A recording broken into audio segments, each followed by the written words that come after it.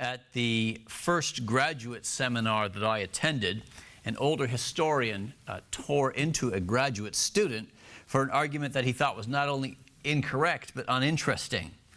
I later learned that this historian had been voted the rudest man in Britain.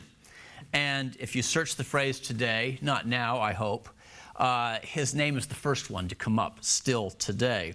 Now, this paper tries to answer the question, why did a leading contestant for 17th century England's Most Pleasant Person Award wind down his final years by suddenly writing an almost 400-page call for holy war against heresy?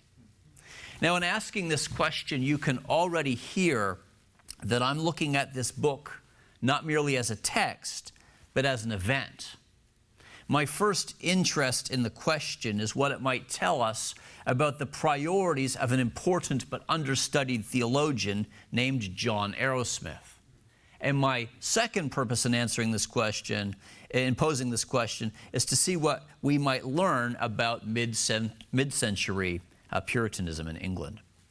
I'm going to proceed by commenting on the conundrum of Arrowsmith and his charming personality and charming polemics before reflecting on his possible motivations for writing and his particular polemical style.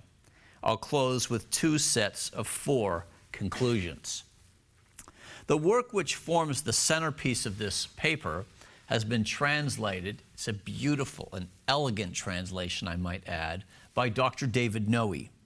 And this short paper draws on my indulgently long introduction, which will accompany that work, as well as on the work of some talented research assistants who have helped identify some of the people in texts that Arrowsmith mentions. Over 650 different people needed to be identified just in this one book alone. I look forward to hearing from you all again as to how I might enrich this paper further. That John Arrowsmith was a pleasant person, no one seems to have doubted. John Arrowsmith was remembered after his death as a gifted Cambridge theologian, but also as a fair man and a kind friend. He served as the master of Cambridge's 2 most prestigious colleges, if I can say that and not offend anyone, and he was appointed as the Regius Professor of Divinity, and he served as the Vice Chancellor, taking his turn to lead the university. In an England shorn of the trappings of cathedral and episcopal privileges, there was no greater height to which a minister or an academic could rise than Arrowsmith had risen, and people seemed happy for him to be there. Perhaps his peaceable character was in part a pleasantness inherited from his home. That his father valued peace is celebrated on a memorial plaque hanging in their family home, in the church, in their family home. Hometown, yes, that's what I've been searching for. The plaque reads in part, "Reader, in that piece of earth, in peace rests Thomas Arrowsmith. In peace he lived, in peace went hence with God and man and conscience. Peace for other men he sought, and peace with pieces sometime bought. Pacific may others be, but ex pace factus he. Peace, reader, then, do not molest, he is now possessed. The God of peace for him in store hath joy and peace forevermore." His father definitely valued, or those who remembered him, valued his own peacemaking temperament.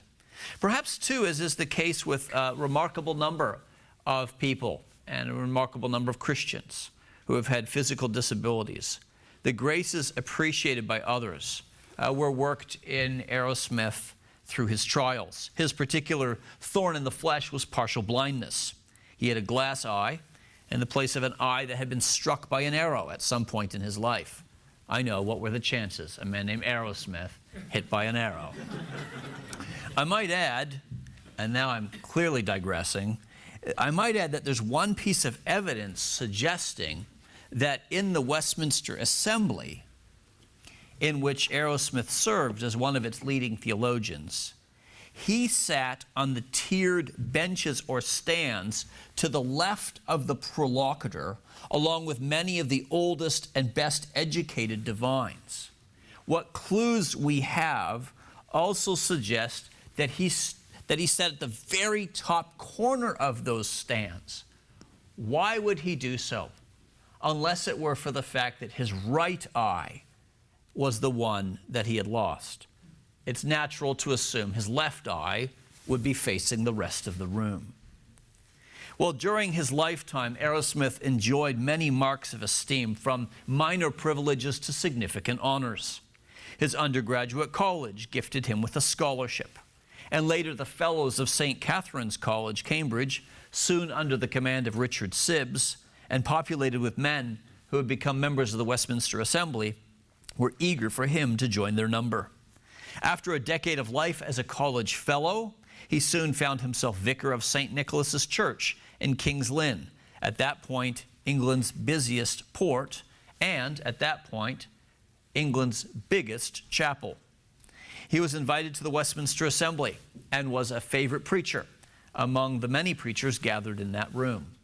And holding down 2 or 3 jobs at once while raising a second family, everyone forgave him for what appeared to be very obvious pluralism. He had more than one ministerial charge at one time. What else do we know about him? Well, the Assembly liked him, and they repeatedly appointed him to its most important committees, even if sometimes, in moments of mercy, they voted him back off of those committees in order to let him do some of his other work. His interest in peacemaking and fence mending was obvious for all to see. Although no longer a college fellow, once he was in King's Lynn, he was nonetheless the host for some months of a theologian from Elbing. Elbing, of all places, at the heart of Europe's ecumenical movement. When in London, he preached sermons that explained the horrors of war or celebrated steps towards peace. As a Cambridge master, he convinced soldiers to leave St. John's College, where they had been camping out during the war. And as university vice-chancellor, he dined with the city's mayor to try and lessen tensions between the town and Gown.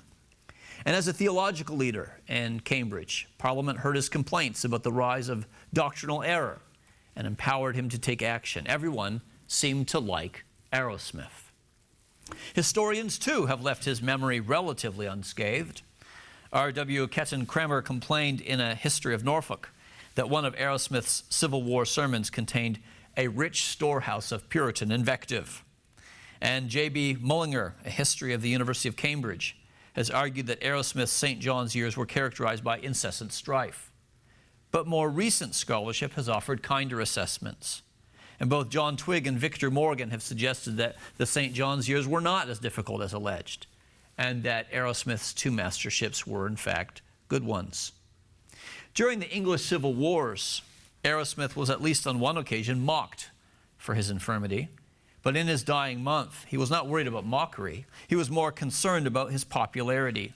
He did cooperate with the university press in getting one more book ready for publication that would arrive only after his death, even though he suspected friends would say words far too kind in the preface. But when it came to planning his funeral, his will, written at the end of 1657, deliberately limited the amount of money that could be spent on his funeral. And he asked that he be buried in a more private way in order to avoid the many notorious disorders, he said, which he had observed at public funerals and expected at his own, should all of his admirers turn out to mourn him. It's hardly unusual for the deceased to be dealt with kindness, but almost no one seemed capable of remembering Arrowsmith's faults. The historian Thomas Baker, while no friend of Puritans, reviewed the surviving evidence of Arrowsmith's leadership in Cambridge and concluded that, allowing for the iniquity of the times and accepting the matter of Korah, a reference to Parliament's war against the king, Arrowsmith was a good man. John Hackett, later Bishop of Lichfield and Coventry, told a correspondent that he was pleased with Arrowsmith's election to the mastership of Trinity College. And even after a falling out over important doctrinal matters, Benjamin Whichcote described Arrowsmith, above all others whom he met in his course of university life, as my friend of choice, a companion of my special delight, with whom in my former years I have acquainted with all my heart. I have told him all my thoughts, and I have scarcely either spoken or thought better of a man, in respect of the sweetness of his spirit and the amiableness of his conversation. A review of Arrowsmith's life does not prepare a reader for the polemical work that emerged near the end of his death. Nor does anything in his first 5 surviving works, 2 other books were delivered to the printer and lost, prepare the reader for Arrowsmith's great work. His Latin magnum opus, now translated by David Noe, a translation again on which this paper draws, was not the last book to appear in his name, but it was in fact the last book that he wrote. Parts of these works prepare us for themes. Parts of his earlier works prepare us for themes in his magnum opus. They also help to explain why England was at war, why England should find peace, and why Parliament needed those documents being produced by the Westminster Assembly. His earlier works say all of that. They do not explain why his final work was a holy war, a call for a holy war against heresy. There can be no doubt that Arrowsmith was dying when he wrote the book, which he entitled Tactica Sacra, or Sacred Strategies, or, as Dr. Noe and I have decided to translate it in the end, Plans for Holy War. The turning point in Arrowsmith's health, and one from which he would never recover, seems to have come around the mid-1650s. In 1655, Arrowsmith was not able to be present for the annual disputation in divinity at the university's commencement exercises, something which always drew alumni back to the university. I'm sure that if Puritan Reformed Theological Seminary decided to have disputations at its graduation ceremonies, many more alumni would come back here too. Arrowsmith's friend John Lightfoot explains that sudden illness overtook his sick and weakened body, which turned our prayers to frustration and our hope rang hollow. In 1656, sometimes, that is, sometimes he was ill, must have become most of the time, for Arrowsmith felt compelled to resign the Regius professorship at the University of Cambridge. It was about this time that Arrowsmith was finally desperate enough even to consult a doctor. Always a dangerous thing to do in the early modern period. His friends describe him suffering from what they later described as a long and tedious sickness, and that he seems to have been increasingly bound to the master's lodge.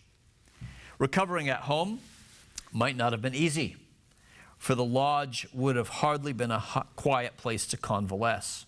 Thomas, the oldest son, was likely living in college rooms by this point. He was much older than his siblings. But the master's lodge had as many as 7 children between the ages of 11 and 1.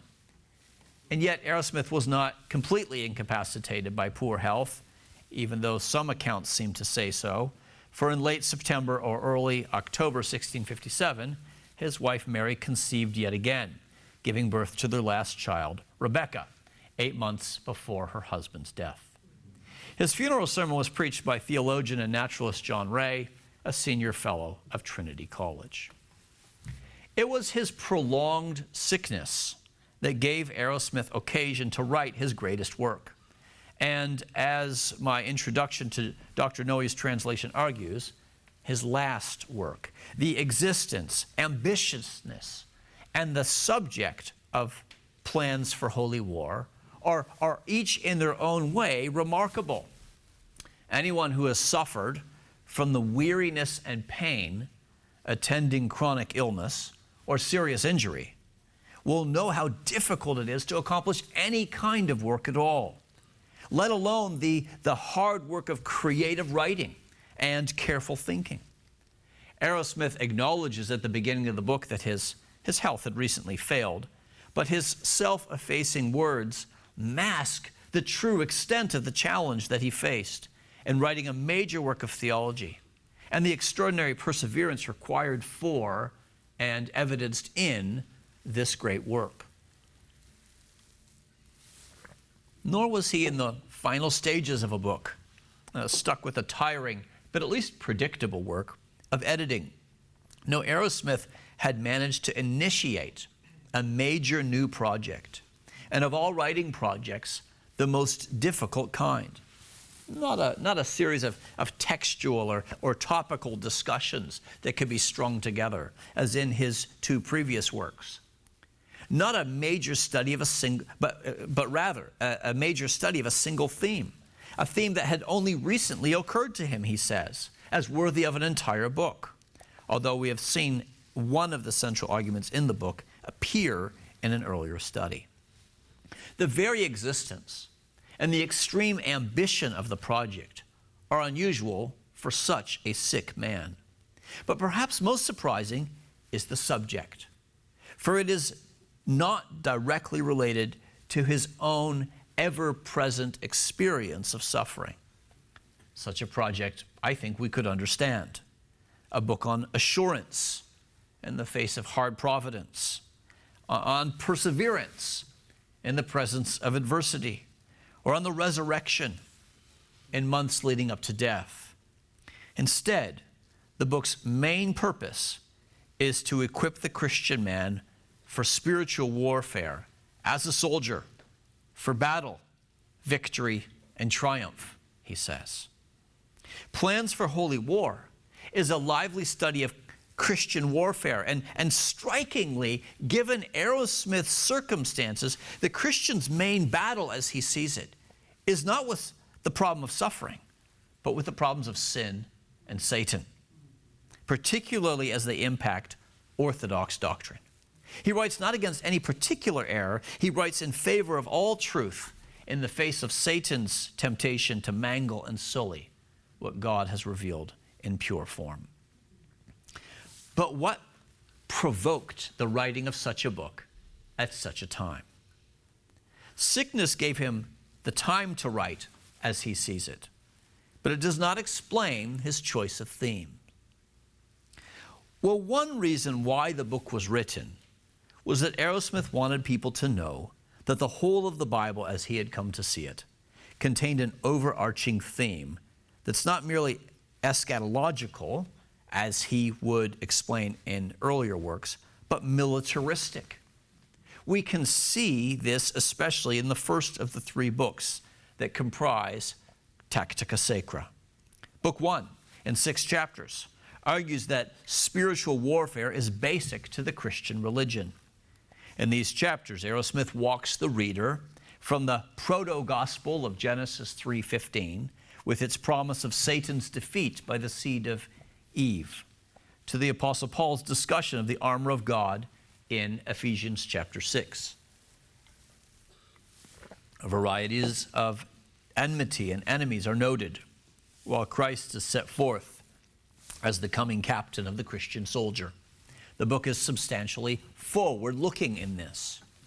For Arrowsmith, the very close connection between Christianity and a spiritual military service is a result of the fall of humanity into sin.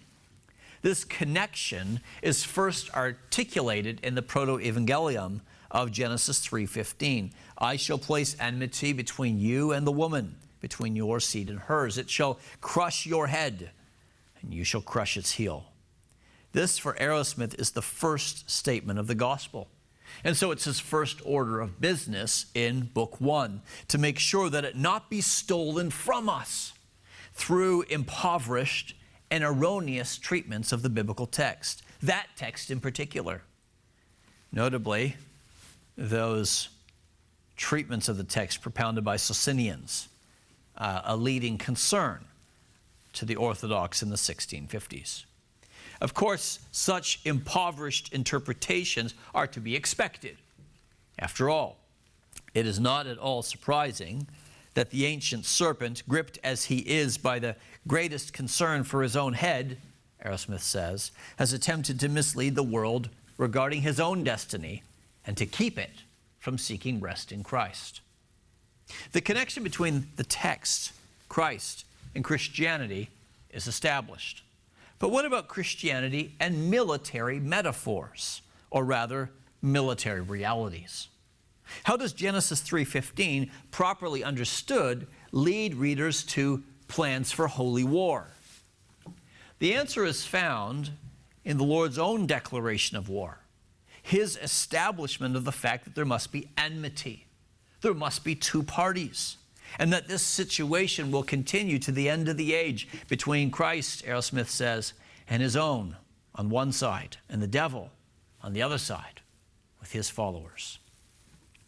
Having identified the official opposition in chapter 1, the author engages in reconnaissance and review in chapter 2, assessing the enemy, learning to identify the serpent, his 7 leading vices, his followers, and then surveying loyal forces, Christians, and more importantly, Christ, not the Virgin Mary, he explains, as our captain and as the seed of the woman.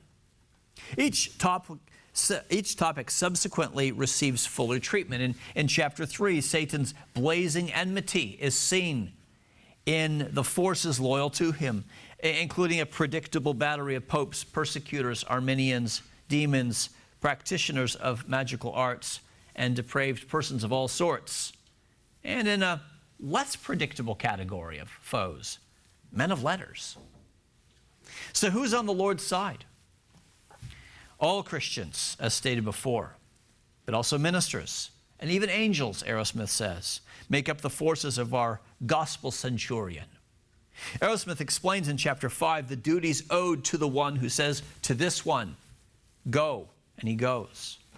And the reader is told that the soldiers of Alexander were marked with this distinction, namely that they were fixed not only on their general standard, but even on his nod.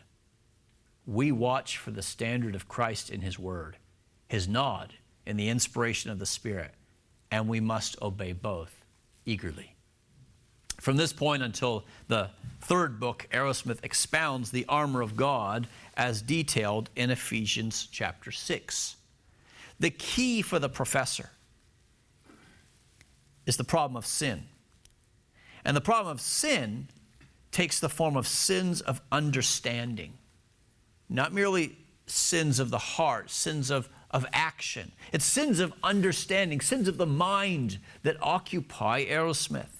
This emphasis on the importance of theological warfare is one of the points that makes Arrowsmith's treatment of Ephesians 6 and the subject of spiritual warfare unique. The schemes of Satan have as much to do, he argues, with the promotion of heterodoxy as heteropraxy. It has as much to do with false doctrine as with keeping sinners in unholy slavery or inhibiting spiritual growth among those called to be saints. In other words, Arrowsmith's treatment of spiritual warfare does not follow the same path as William Gurnall's The Christian in Complete Armor, the first edition of which had been printed only 2 years previously to Arrowsmith's book in 1655.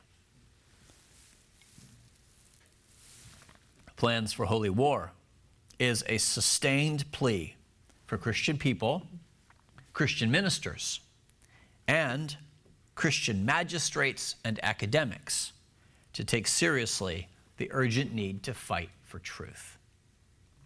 Arrowsmith claims that Christian warfare as a unifying theme only occurred to him because he was at leisure, by which he really means he was so sick that he could do almost nothing else but think and write.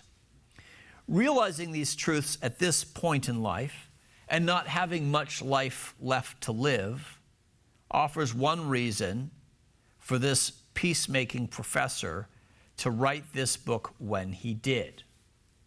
And he wrote it in part, as I've just suggested, because he thinks that this is how the Bible is to be understood, and he has an insight into the whole structure of the Bible. In other words, there's an exegetical reason for him writing this book.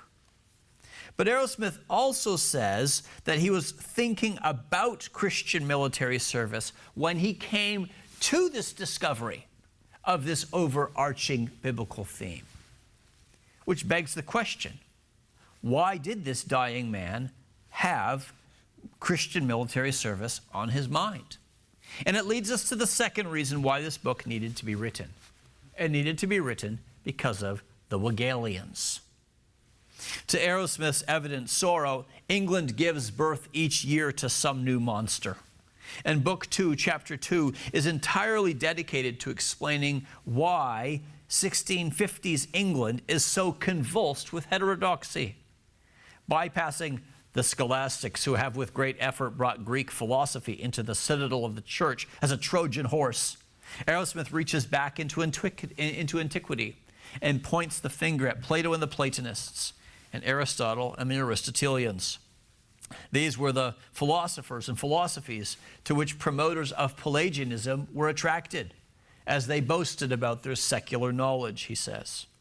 Similar influences, he believed, along with a resurgence of skepticism, were behind the persistence of remonstrant, Arminian, and Socinian thought.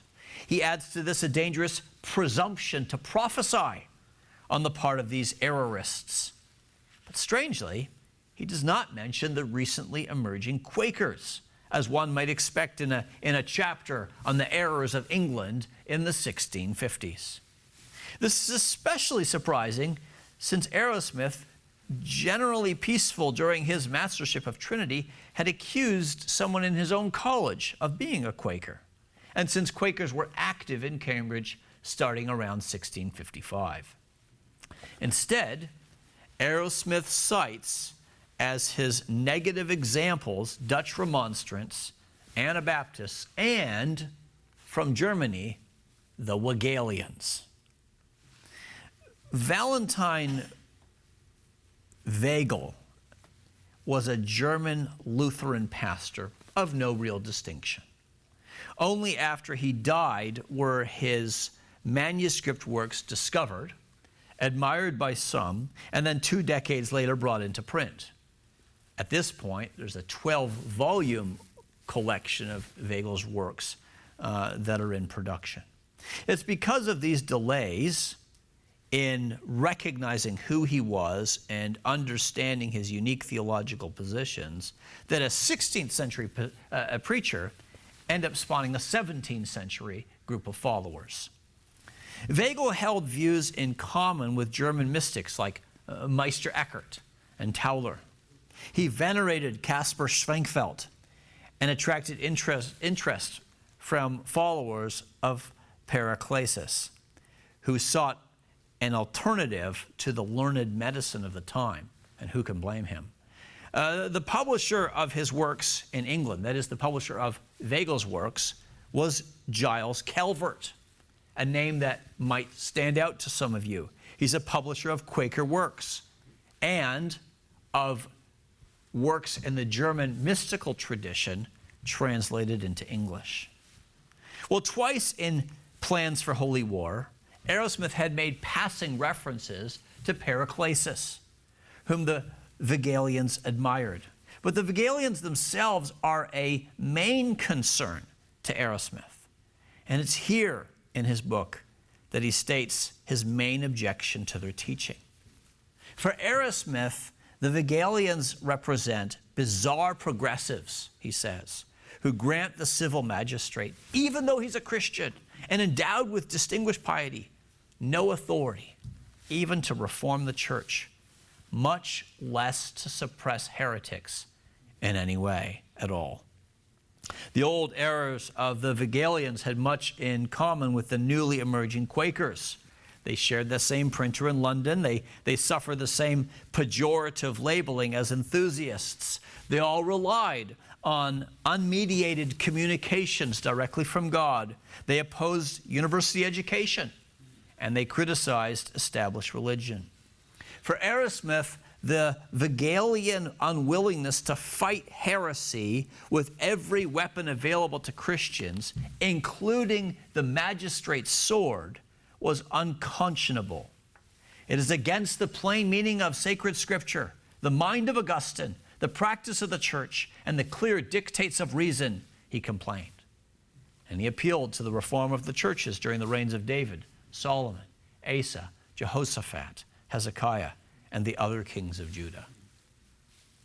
But if that's his main concern, why point the finger at German Wegelians? when there were problems enough already at home. One answer might be that it seemed more prudent to do so, or more politic, than preaching against the toleration of error, which characterized different administrations in the 1650s in England. Another reason to criticize the Wesleyians, in addition to everything said thus far, is that in the mid-1650s England, it may still have been unclear which movement, Wesleyanism, imported from Europe, or Quakerism, mostly homegrown, would prove to be most corrosive to orthodoxy or attractive to errorists. But in both of these answers, what I'm really saying is that Wesleyanism is for Arrowsmith not so much a German movement that needs to be feared in England, but a German label for an English problem. Perhaps a very specific English problem, but one which he does not clearly identify. In registering complaints about Wesleyanism, Arrowsmith further helps us to understand how 3 anti-Wesleyan orations attached to the book were not merely extra padding, something to increase sales as an additional feature. No, the 3 lectures prefacing the main text of Plans for Holy War provide essential context for the larger book, maybe even a key to its central thesis. That thesis is that error needs to be resisted by all Christians, including Christian magistrates. To be sure, this thesis is not advanced to the exclusion of other concerns. Arrowsmith ends his 3-chapter exposition of the Belt of Truth, for example, with an exhortation to all Christians, English Christians generally, and academics specifically, and thus not to magistrates exclusively. He's not just interested in convincing magistrates to suppress heresy. But it is clear that he wants Christians generally, and ministers in particular, at a time when all academics were ministers, to own the theologian's task of identifying and refuting error. And he also wants the civil magistrate to back up the word with the sword, such as state-supported censorship, fines, perhaps imprisonment, or even exile. Arrowsmith makes no specific recommendations, but readers would be aware of the range of options. With a consideration of Arrowsmith's understanding of Scripture and his worries about a Wesleyan spirit afflicting 1650s England, we're drifting towards an answer as to why a figure like Arrowsmith, a figure who cannot shed his pacific tone even while advocating polemics, would focus what remained of his energy to write this as his final book. Both answers thus far might suffice by way of motivation for writing, but are still a little bit too general for my comfort. A conviction about what the whole Bible teaches, a rising problem in the 1650s. It seems to me that there's one more reason why Arrowsmith might have felt the urgency to write at this time. And I mentioned it already in passing. This third motivation is the sad case of a fellow, in fact, his vice master at Trinity College, a man named Alexander Ackhurst. The master of Trinity was able to be flexible and beyond what others sometimes thought proper. Earlier, as a master of St. John's, Arrowsmith had sometimes advocated the removal of royalists and sometimes advocated them staying, even when no one else would do the same. Even after the regicide and against vocal opposition, where men of exceptional talent could be found, Arrowsmith occasionally advocated for the continuance or the promotion of known or suspected royalists at a time when royalism was illegal. He advocated the promotion or continuance of royalists in the college if they were well qualified and godly men. This same attitude continued into the 1650s at his new post. But Arrowsmith was not he was not always flexible. He was not flexible beyond limits. There's a word I'm looking for, and it's gone. Ackhurst worried Arrowsmith. That's my point. Arrowsmith, in fact, traveled to London to bring testimony in Parliament against Ackhurst for dishonoring both God and Holy Scripture. Imprisoned in London and examined by Parliament, the university, and then some college masters, Ackhurst was shuttled from one trial to another in 1654 and 1655. Arrowsmith, along with Anthony Tuckney and Lazarus Seaman, two other college masters and former Westminster Assembly members, examined Ackhurst. For the purpose of examination in Cambridge, he was released from prison and remained free, but following their examination of his theological views, he was eventually ejected from the college and thus, of course, from the university. In the case of Ackhurst, the civil magistrate failed to do what Arrowsmith thought he should do. Ackhurst was later, as I mentioned, thought to be a Quaker. But these were very early years for Quakerism in the Cambridge area. And in writing about Vigalianism, Arrowsmith may have been seeking a good label for his erring colleague. But the more important point is that as Arrowsmith delivered his 3 anti-Vigalian lectures in 1655 or 1656, and as he wrote Tactica Sacra, or Plans for Holy War, around the same time, Ackhurst's case was in process or had just been wound down. Arguably, the Ackhurst affair is the most immediate of 3 plausible catalysts for Arrowsmith's production of this great work. Fittingly, Tactica Sacra ends with Arrowsmith's modest outline of heavenly triumph. In one, what I find deeply moving line after another, the writer leaves his readers on the edge of their pews, waiting for Christ's return.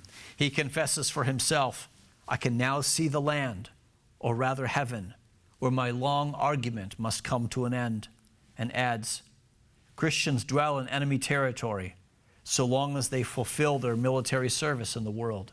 So Christians, after they say goodbye to the world through death, are wreathed with their crowns and decorated with songs of praise. Then they are led triumphant. They come to the city of the living God, the heavenly Jerusalem, 10,000 angels." That this heaven contains multitudes heartens Arrowsmith, although it does not lead him down the garden path towards universal redemption. Instead, what follows, still maintaining an emphasis on warfare, but now on victory, is a reflection on the joys of the blessed in seeing God and loving God, and the various ways in which the blessed are described in Scripture, reflecting their exalted dignity, purity, and joy, all of which is owed to our most blessed mediator, Jesus Christ. And here, Tactica Sacra's subtitle comes into its own. For this is a book explaining how the spiritual soldier fights, conquers, and triumphs. But what of this paper's title and its reference to the art of pacific pugilism, or peaceful combativeness? I did want to understand why peacemaking Arrowsmith ended his life with a pugilistic or combative book. But the most striking feature of the book itself is that Arrowsmith managed to pull off a writing style that was at once both pacific and pugilistic. For the fact is that this sustained polemic rarely wanders from that winning tone which characterizes so much of his work. His content is warlike, but his tone remains earnest and friendly. Arrowsmith was conscious of what he was doing in this book. He describes his style as scholastic pastoral. That term is somewhat useful. The professor's book is scholastic in the sense that it addresses and then answers questions that academically trained Christians might ask. And he meets objections that might have and could be raised. But the book is pastoral. The whole book is written in the first person, for the book is a conversation between Arrowsmith and his readers, who are frequently addressed directly and often in a pastoral tone. Whoever you are, Christian, Englishman, academic. His audience is in turn advised to pay attention, excused for their rising boredom, encouraged to admire good theologians, or urged to grieve the bad ones. Throughout the book, the professor is a pastor. The book is also both scholastic and pastoral in the sense that it's both scholarly and accessible. Potential rough edges in the work are softened with anecdotes and choice citations and quotations. Arrowsmith not only cites more than 300 distinct authors, he also tells stories or relates anecdotes, mentioning another 350 or more historical and literary figures, from Protagoras to Pericles to Pope Paul V and the legendary king Pergandicus. His stories are almost always entertaining, even if not always plausible. His interest in telling stories seems to be focused more on adding color to his book than light. This pleasant tone is sometimes even on display in describing particular errorists. While the main point of the work is the need to defend true theology, false theology is discussed right out of the gate. Among the errors mentioned are papists, with Jesuits leading the way. But while many references to Roman Catholics are predictably negative, there was a surprising number of moments where a good point made by an obvious opponent is acknowledged cheerfully by the author. This is not a kind of angry man-biting dog kind of book. Rather, Arrowsmith seems to have operated according to the maxim that one must hate the Catholicism, but you can love the Catholic. Arminians are the next most mentioned, probably, and receive less praise for their rare insights. Socinians find themselves in third place, but they are clearly marked out as the most dangerous heretics of Arrowsmith's own day. The Cartesians are on his radar, but not in his sights. All of this is part of the art of Pacific pugilism and is strikingly different, more confident, more calm than much of the near hysterical heresiography of the day, not least that produced by Thomas Edwards in the previous decade. This paper sees in Arrowsmith a contrast with other Puritan literature of the day and raises the question, which this paper is not able to answer, as to when this tone began to change, or if it continued to change. It seems to me that most works discussing error with a more relaxed tone were more closely associated with the cool culture of royalism and not the hot culture of Puritanism. Systematic study of polemical works is needed to see if this impression reflects reality and tells of a trend. Second, it seems to me that there's value in tracing the multiple possible motivations for writing the work and discovering both immediate personal circumstances as well as obvious ministerial motives in writing the book, such as a faithful exposition of an overarching biblical theme. That's a good ministerial motive. There are two worlds that study Puritanism, and one seems to look for pure, enduring pastoral motives behind printed works, and the other, questioning such idealism, for personal and more immediate motives for any kind of writing, including religious writing. In this case, it seems to be a bit of both. There is reason to suspect that additional study would often yield a complex of motives in writing books that professed Calvinists should expect and try to understand. Third, the fact that the Ackhurst case was punted back and forth between London and Cambridge and ultimately resulted in only an ejection from a college fellowship and from the university, rather than any harsh civil penalties, offers one more data point regarding the difficulty in enforcing blasphemy law in Cromwellian England. It seems to me that the weakness of the civil law and even of the weakness of enforcing civil law. And the weakness even of a Puritan-controlled trial in the university points to the limits of coercion. Sticks having proved useless in the increasingly chaotic environment of the 1650s. It may be that in Tactica Sacra, Arrowsmith decided to offer a carrot, a book on truth and heresy, without or with much less of the unpleasantness that often accompanied earnest polemic against error.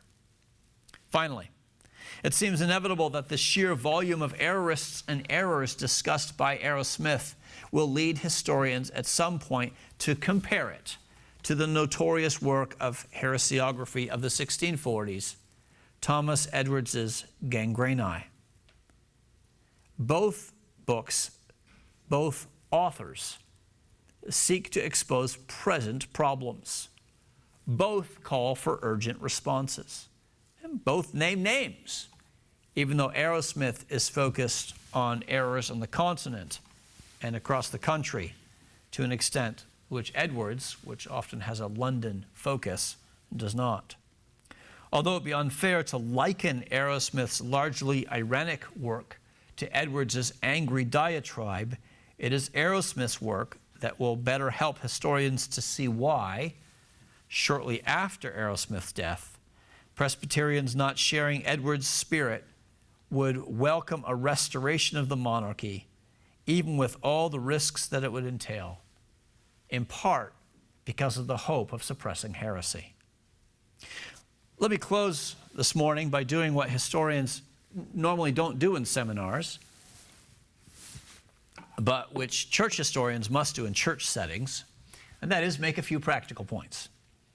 I'll make 4. The first thing that strikes me in reading Arrowsmith, and struck me repeatedly, is that we are part of a victim culture that emphasizes our own needs and hurts more than our faults. We easily identify with the first half of Exodus, where God's people are sinned against, but struggle to identify with the second half of Exodus, where God's people are doing all the sinning. Arrowsmith's understanding of Christian warfare as principally occupied with our own sin and our own enemy, rather than our own suffering, even while he was in the middle of such suffering, is a useful challenge, I think, if only we'll listen long enough to learn from this 17th century suffering saint. Saint in the Protestant sense, of course. As well, Arrowsmith's concern with doctrinal sin rather than ethical sin has continuing interest or relevance for our own day. Among those who wish to distance themselves from sin and grow in holiness, the sin of misunderstanding can sit too comfortably with a conscience that's only partly clean. An essential part of growing in grace entails getting to know God as he has revealed himself, and not simply as we or our culture imagine him to be. Doctrinal controversy is, in many contexts, seen mostly to be a problem, or if not a problem, still not something that we need to consider now, at this moment in time. How far this was from Arrowsmith's own understanding of the Christian life, and how interesting I find that in our own day.